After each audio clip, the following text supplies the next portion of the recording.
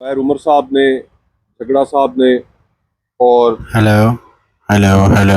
असद कैसर साहब ने और सारी सूरत हाल उन्होंने आपके सामने रखी। मैं बहुत मुख्तसरन सिर्फ एक नुक्ता इस सारी कॉन्वर्सेशन में ऐड करके इजाज़त चाहूँगा कि जो आजकल टीवी चैनलों पर पीपल्स पार्टी और हेलो नून लीग के हेलो। दरमियान नूरा कुश्ती जो चल रही है कि कहाँ एक सूबा कि जिसके अंदर 60 लाख के करीब लोग सैलाब से कहते हैं मुतासर हो चुके हैं, कि वहां पर जो गुफ्तगू होनी चाहिए थी वो उन लोगों के इर्द गिर्द होनी चाहिए थी, सैलाब के मुतासरीन के इर्द गिर्द होनी चाहिए थी। लेकिन आज ये जो जमातें मंजरनामा पेश कर रही हैं आपस में एक दूसरे से उलझ कर तवज्जो हटा रही हैं लोगों की उस इशू की जानिब से, तो ये हमारी बदकिस्मती है कि इस सोच की हामिल जमातों को इस मुल्क पर नाफिज कर दिया गया है। और इस नूरा कुश्ती के हवाले से आप सिर्फ एक नुक्ता जहन में रख लें कि आज से पूरे 1 महीने पहले या शायद 1.5 महीना हुआ होगा, 300 अरब रुपए का शुगर स्कैंडल सामने आया। उस शुगर स्कैंडल में कौन मुलविस था?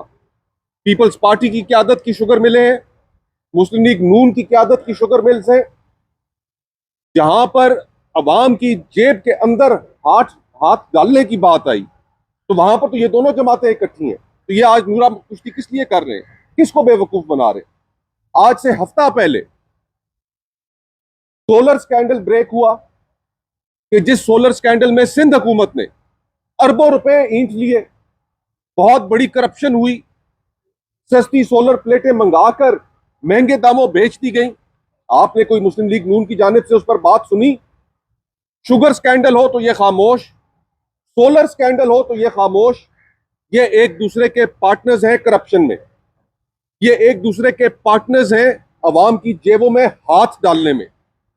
ये जब अवाम के पैसों के ऊपर हाथ डालना होता है तो ये बिल्कुल इकट्ठे होते हैं, ये नूरा कुश्ती के अलावा कुछ नहीं। और हम ये डिमांड करते हैं कि इस मुल्क में जो एहतसाबी इदारे हैं, ये जो सुप्रीम कोर्ट है, ये क्यों खामोश है? ये एहतसाबी इदारे कहाँ चले गए? आज जो अरबों के स्कैंडल सामने आ रहे हैं उन पर यह खामोशी, ये कुलूजन की तरफ इशारा करती है। इन इदारों का खामोश होना, एहतसाबी इदारों का कुछ ना करना, वो एक लाइसेंस है इन जमातों के हाथों में करप्शन किए जाने का। और इस वक्त इस शहर इस्लामाबाद में, दारुल खिलाफा में, जो हुक्मरान खानदान की फैमिलीज के मुतालिक जो गुफ्तगू हो रही है कि जिस तरीके से वो लोगों से पैसे ईंटने में मसरूफ है, डीलें करने में मसरूफ है, सब इदारे चुप हैं। फॉर्म 47 के जरिए आपने ये तोहफा देना था इस कौम को कि आज पाकिस्तान की बदतरीन रैंकिंग्स हैं करप्शन के हवाले से, और उस सूरत हाल में आपने इनको आकर अवाम के सर पर मुसल्लत कर दिया कि जो किसी सूरत बाज नहीं आते अवाम की जेबों में हाथ डालने से, और फिर तवक्को करते हैं कि पूरा पाकिस्तान इनको मान ले, एक लेजिटिमेट हुक्मरान मान ले। इनके क्लॉजेट्स के अंदर जो स्केलेटन्स थे, आज उन केसेस का मुझे भला बताइए कि क्या बना? अरबों रुपए के स्कैंडल्स इस कौम के सामने रखे गए।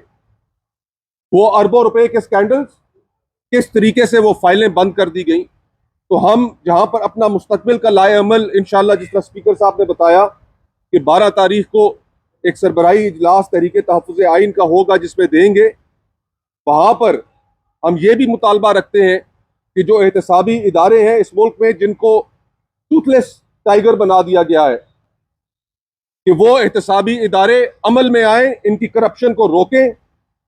ये अवाम की जेबों में हाथ डालने से बाज नहीं आ रहे, और ये जो लूट का बाजार गर्म है इसको भी फौरन रोका जाए। बहुत बहुत शुक्रिया। अच्छा सर, कैसे सर ये जो आपकी खैबर पख्तूनख्वा में वज़ीर आला को तो आपने कहा है कि तब्दील कर दिया जाए, अली अमीन ने इस्तीफा दे दिया, अगला मरला नए आपका है। इस दौरान इलेक्शन कमीशन की जानिब से अरकान को आज़ाद डिक्लेयर कर दिया है, मेंबरान असेंबली वहाँ भी दोनों। तो इस दौरान क्या लगता है आपको कि अपोजिशन अपना वज़ीर आला ले आएगी या आपके साथी आपके साथ होंगे?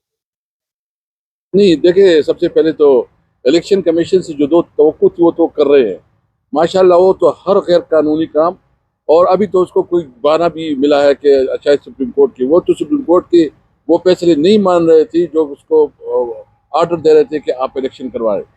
बहरहाल ये बात जहन में रखें कि खैबर पख्तूनख्वा के जितने भी MPAs हैं वो इमरान खान के साथ है, तरीक इंसाफ के साथ है। ये इसको आज़ाद डिक्लेयर करते हैं, SCIC डिक्लेयर करते हैं, PTI डिक्लेयर करते हैं, वो करे इंशाअल्लाह ताला। और जो तरीक इंसाफ का कैंडिडेट है, जब भी प्रोसेस शुरू हो जाएगा तो इंशाअल्लाह वही चीफ मिनिस्टर बनेगा।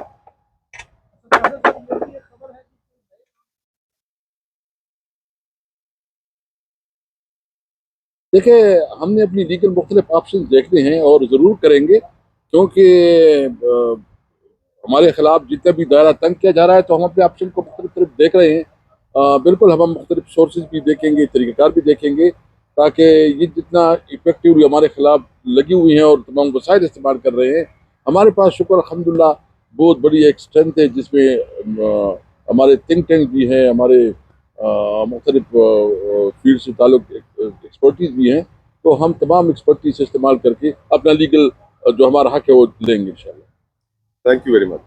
ये मैं और मुस्तफ़ा साहब बैठ गए हैं, बाकी सारी डिस्कशन आपके सामने इन्होंने रख दी है कि ये जो कहते हैं कि ये मुल्क जो है ना एशियन टाइगर बनेगा, माशी तौर पर बहुत तरक्की कर रहा है, तो अगर टीवी चैनल ये दिखाएं और आप लोग इसको रिपोर्ट करवाएं तो फिर पता चल जाएगा कि ये कितनी कामयाब है इस मुल्क को प्रॉपर ट्रैक में लाने के लिए और एशियन टाइगर बनाने के लिए। यानी इससे कोई एक भी शोबा जो है ना ये कंट्रोल नहीं हो रहा। आप देख रहे हैं अमन अमान की सूरत हाल। आज भी बहुत अफसोस है, हमारी सूबे में डीए खान में एक बहुत खूबसूरत यंग लड़का मेजर जो है ना वो शहीद हुआ है। हमें बहुत अफसोस है और हम उसकी फैमिली के साथ इजहार यकजहती भी करते हैं।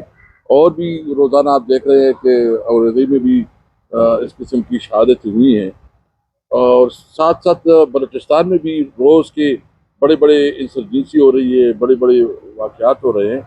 और जिस तरह कश्मीर में हालात इनकी कंट्रोल से बाहर रहे, तो पूरे मुल्क में अमन अमान का एक बहुत सीरियस मसला है। और जब अमन अमान का मसला इतना बढ़ जाता है तो उस सूरत हाल में फिर आप समझ सकते हैं कि इकॉनमी कैसे बढ़ेगी। और इन सब के लिए एक ही खुलिया है कि आप सही मानों में मुल्क में जमहूरियत लाएं। जब आपके मुल्क में जमहूरियत नहीं होगी, जब लोगों को एतमाद नहीं होगा, जब आपकी अदालतें कंप्रोमाइज हो जाती हैं और जब आपकी अदालतों के ऊपर जो है ना आप एग्जीक्यूटिव का कंट्रोल बढ़ाना चाहें और आप अदालतों को जो है ना एग्जीक्यूटिव की बात लेके आएँ, तो ये बताएं फिर लोग किधर जाएंगे इंसाफ के लिए। 26वीं आईनी तरमीम आपके सामने, 26वीं आईनी तरमीम ने पूरी जुडिशरी निज़ाम का मजामेट कर दिया है, पूरी जुडिशरी निज़ाम बैठ गई है। और अभी कोई तवक्को भी करे कि मुझे इंसाफ मिलेगा तो नहीं। आप देखें कि एक टेलीफोन कॉल पे जो है ना हमारी जुडिशरी से पैसे दिए जा रहे हैं, जो इमरान खान के खिलाफ इस वक्त जितने भी केसेस चल रहे हैं या हमारी लीडरशिप जितनी भी इस कन्विक्शन हुए हैं, इसमें कोई भी इस वक्त जो है ना इंसाफ के मुताबिक नहीं है, इंसाफ के मुताबिक, मेरिट के मुताबिक नहीं है। तो आप जब एक निज़ाम जो है ना उसके अंदर जुल्म की बुनियाद पर सिस्टम बनेगा, नाइंसाफ़ी की बुनियाद पर बनेगा, आपकी अदालतें जो है ना वो इंसाफ नहीं दे सकेगी, तो फिर मुल्क में किधर से कौन इन्वेस्टमेंट करेगा, कहाँ इकॉनमी आगे बढ़ेगी। ज़रूरत इस बात की है कि सोचा जाए और संजीदगी इख्तियार की जाए, मुल्क में आइन की तरफ और कानून की तरफ वापस आया जाए। यानी आप सही जमहूरियत इस मुल्क की वाहिद रास्ता है तरक्की का। आप वो लोग जो है ना असम्बली में हों जो कि अवाम के नुमाइंदे हों, क्योंकि जब आप अवाम के सही नुमाइंदों को जो है ना वो बाहर रखें और आप चंद मनपसंद लोगों को नाजायज़ तरीके से फार्म 47 से आप इसको असम्बली में बिठाएं, तो उसको क्या परवाह है कि अवाम क्या कर रही है, अवाम को क्या तकलीफ है। वो तो आपकी तरफ देखेंगे, आपको सलूट मारेंगे, अवाम के साथ तो कोई उसका ताल्लुक नहीं है। तो इसलिए ये हाइब्रिड निज़ाम जो है ये किसी तौर पर काबिल कबूल नहीं है, ये नहीं चल सकता। मुल्क में आइन और कानून की बरदस्ती होगी तब चलेगा। इसके अलावा अगर आप इस मुल्क को निज़ाम को इस तरह चलाना चाहते हैं तो ये आपकी गलतफहमी है। इंशाअल्लाह ताला 12 तारीख को हमारे अलायंस की तरफ से जो है ना यहाँ हमारा सरबराही इजलास हो रहा है, जिसके में हम फैसले करेंगे कि हम तमाम मुल्क में मुख्तलिफ जलसों की शेड्यूल देंगे और हमने तहरीक कैसे आगे बढ़ाना है और अपने अवाम को के पास कैसे जाना है, उसका पूरा इंशाअल्लाह ताला 12 तारीख को वो करेंगे। 12 तारीख को हम सरबराह इजलास करेंगे और उस पर हम पूरे मुल्क के लिए एक राय अमल देंगे।